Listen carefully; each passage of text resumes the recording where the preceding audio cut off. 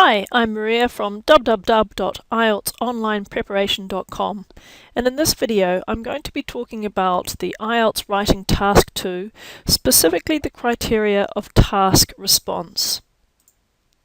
So let's take a look at what actually task response is about. Well, in both the academic and general training modules, Task 2 requires the candidates to formulate and develop a position in relation to a given prompt in the form of a question or statement. Ideas should be supported by evidence, and examples may be drawn from the candidate's own experience.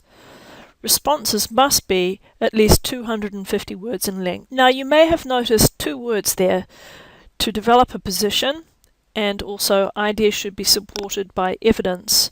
So what exactly is a position? Well, a position is really just an opinion, and ideas should be supported by evidence. What exactly is evidence? Well, evidence consists of examples and explanations that help to prove a point and that make it clear to the examiner of what your position or what your opinion is in relation to the given prompt. So let's take a look at the specific criteria for task response for band scores 6, 7 and 8 and look at the similarities and the differences between them. So what I'm looking at here are the public version of the IELTS Task 2 writing band descriptors. You can see just here, and you can download those from your internet just by typing in those keywords. So let's begin with the similarities between band scores 6, 7 and 8. As you can see, the difference between these band scores and lower band scores is that the examinee addresses all parts of the task, whereas in band score 5 they are only addressing the task partially. If we look at band score 6, we can see here addresses all parts of the task, although some parts may be more fully covered than others. Whereas when we contrast that with band score 7, addresses all parts of the task in equal measure. And then looking at the difference between band score 8, sufficiently addresses all parts of the task. This means it's a very comprehensive position and a very comprehensive support through very relevant evidence. Let's go back to band score 6 and think about how an examinee may concentrate more on some parts of the task than on others. The best way of doing this is actually to look at a couple of sample questions. So we've got, do the benefits of study abroad justify the difficulties? What advice would you offer to a prospective student? I have a video available that shows you how to analyze the essay question. I'm going to assume that you know how to do this. What should be immediately apparent with this question is that there are two parts to the question. You're being asked to do two different things. Firstly, you need to analyze whether the benefits of study abroad justify the difficulties. And secondly, you need to offer advice to a prospective student. Now, if we go back to our band score 6 descriptor, it says some parts may be more fully covered than others. So what this means is that in your response to the essay, you might focus on the first half of the question more than on the second half of the question. Whereas, to score band score 7, you're going to deal with this question, the two parts of this question, in equal measure and provide a solid position and evidence to support your position. Similarly, to score band score 8, you'll do exactly the same thing, but you'll just go into far more detail and provide a far more comprehensive answer. If we look at another question, traffic congestion is becoming a huge problem for many major cities. Suggest some measures that could be taken to reduce traffic in big cities. Hopefully, you can also see that this has two parts. This is essentially a problem solution essay. The first part is asking you to talk about the problem of traffic congestion, and the second part of the question is asking you for solutions. In order to score a band score 7 or above, you would have to deal with both parts of the question in equal measure. If you are continuing to score a band score 6, the chances are that you're concentrating too much on one part of the question. So that's all I want to say about addressing the task. Let's now talk again about position, developing a position, and see what the differences are between band score 6, 7 and 8. You can see that the descriptor in band score 6 reads, presents a relevant position, although the conclusions may become unclear or repetitive. So what does this actually mean? Well, it means that the position or the opinion in relation to the topic is clear to the examiner, but the evidence that you have written may not be relevant to the question, or certainly the examiner is not sure about the relevance to the question.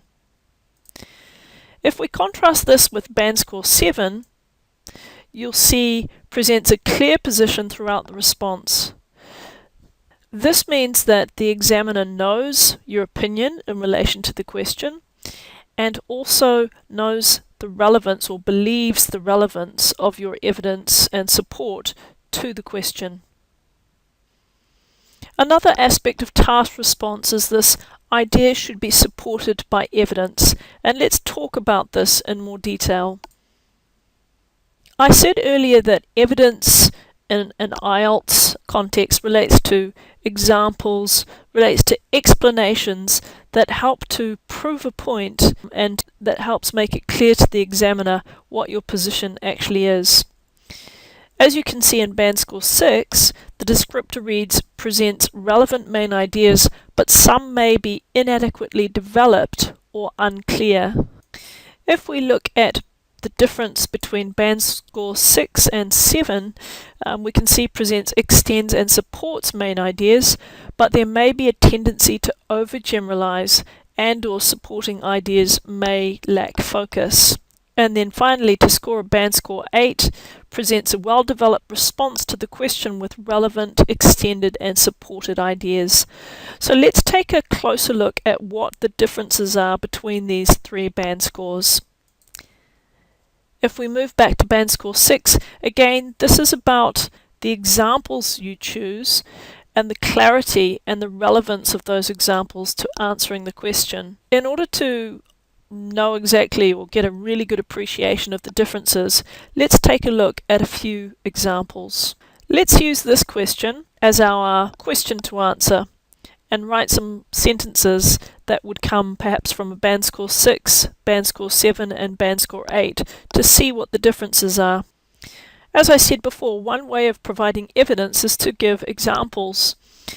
For this example down here, for instance, the number of cars in use today causes traffic problems.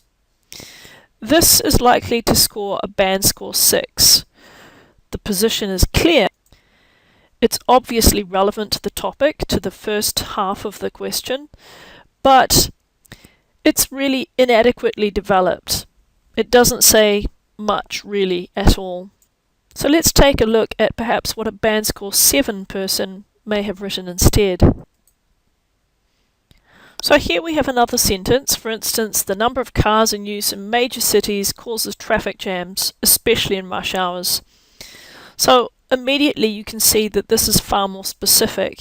We've connected back to the essay question with major cities, and instead of just saying traffic problems, we've actually paraphrased the essay question traffic congestion to traffic jams, and that's far more specific.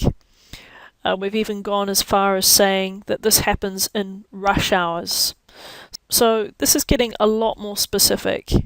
And if we look at the criteria, we've presented, extended and supported main ideas, but there is still a tendency to overgeneralize, or the supporting ideas may lack focus. Now, what does this actually mean? It's probably best to contrast a band score 7 sentence with a band score 8 sentence, in which the descriptor says, presents a well-developed response to the question with relevant, extended and supported ideas. So let's see what's happening. So here we can see a band score 8 sentence.